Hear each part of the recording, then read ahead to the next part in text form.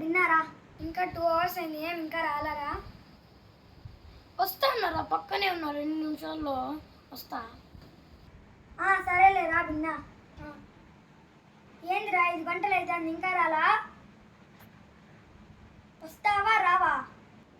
వస్తా అన్నారా, పక్కనే ఉన్నారు, 2 నిమిషాల్లో వచ్చేస్తా. ఏందిరా ఇంతసేపు చేసి వచ్చేకి?